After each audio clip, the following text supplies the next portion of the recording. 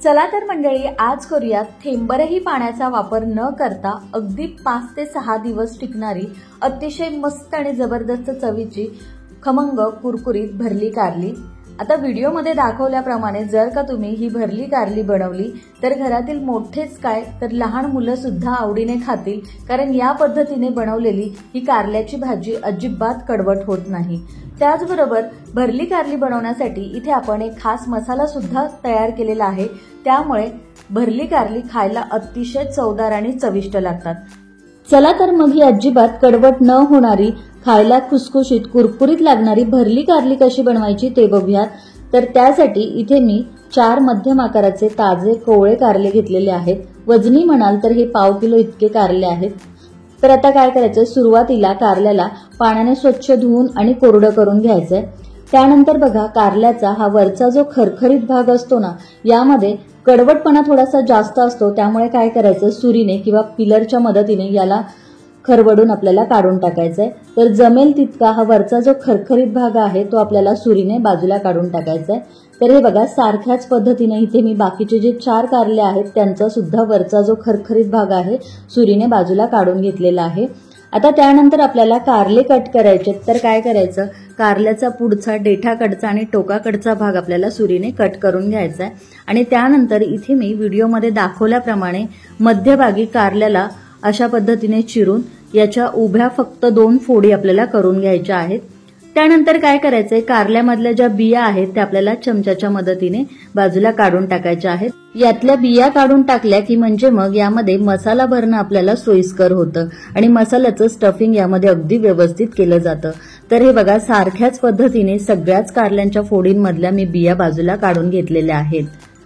आता कारल्याच्या फोडी करून घेईस तोपर्यंत दुसरीकडे मी गॅसवरती एका कढईमध्ये तांब्यावर पाणी उकळायला ठेवलेलं होतं।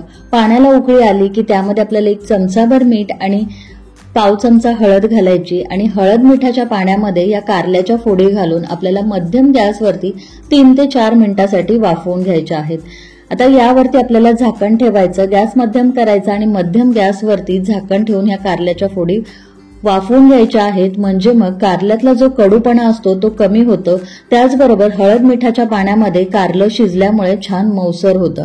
तर 3-4 मिनिटांसाठी मध्यम गॅसवरती बघा मी कारलं छान वाफवून घेतलेलं आहे आणि त्यामुळे कारल्याच्या फोडी छान मऊसर झालेल्या आहेत आणि हळद मीठ सुद्धा याला अगदी व्यवस्थित लागलेलं आहे।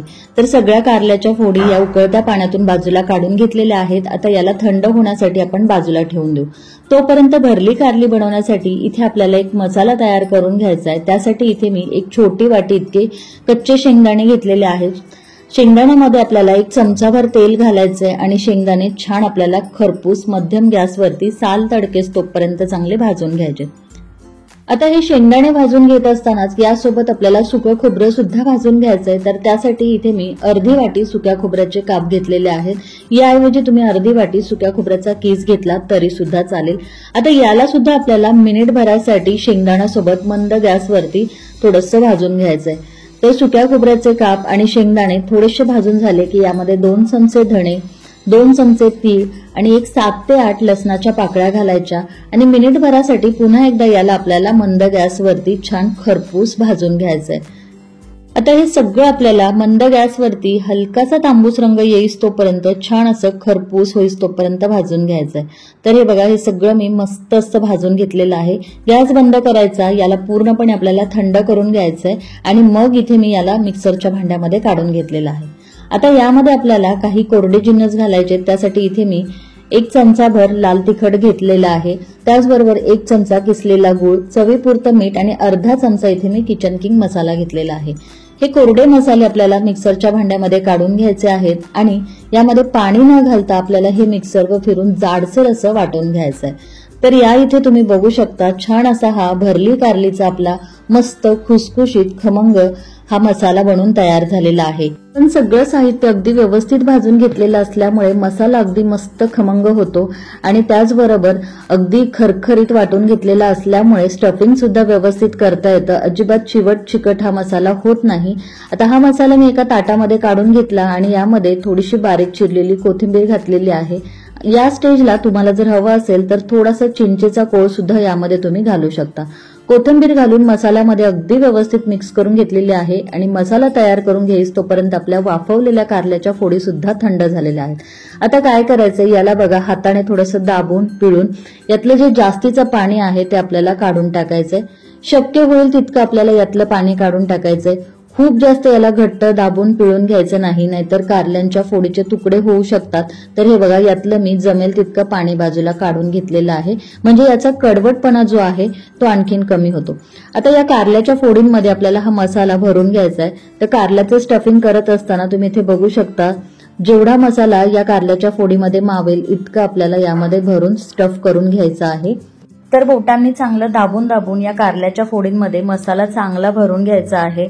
असा हा मसाला तुम्ही जर का एकदाच बनवून ठेवला की फ्रीजमध्ये तो 1 ते 1.5 महिना अगदी व्यवस्थित टिकतो. त्यामुळे कोणत्याही भरल्या भाज्या तुम्ही अवघ्या 5 ते 10 मिनिटात सहज बनवू शकता.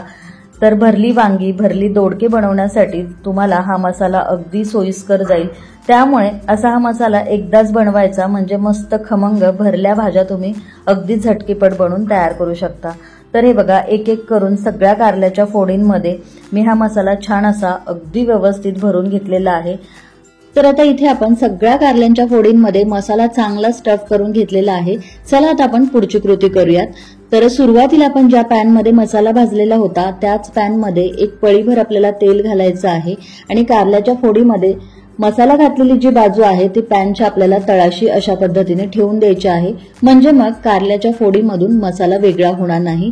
तर एक एक करून आपल्याला सगळ्या कारल्यांच्या फोडी पॅनमध्ये व्हिडिओमध्ये दाखवल्याप्रमाणे अशा पद्धतीने ठेवून द्यायच्या आहेत. आता या कारल्याच्या फोडी तुम्हाला कुरकुरीत हव्या असतील तर यामध्ये थोडंसं तेल जास्त घालायचं. घातलेलं तेल आपल्याला पॅनमध्ये व्यवस्थित पसरवून घ्यायचं आहे, म्हणजे मग कारल्याच्या ज्या फोडी आहेत त्या छान अशा एकसारख्या भाजल्या जातात आणि मस्त कुरकुरीत होतात. आता काय करायचंय, यावरती आपल्याला झाकण ठेवायचंय आणि मंद गॅसवरती एक 3 ते 4 मिनिटांसाठी आपल्याला कारली एका बाजूने मस्त कुरकुरीत होईस तोपर्यंत भाजून घ्यायची आहे.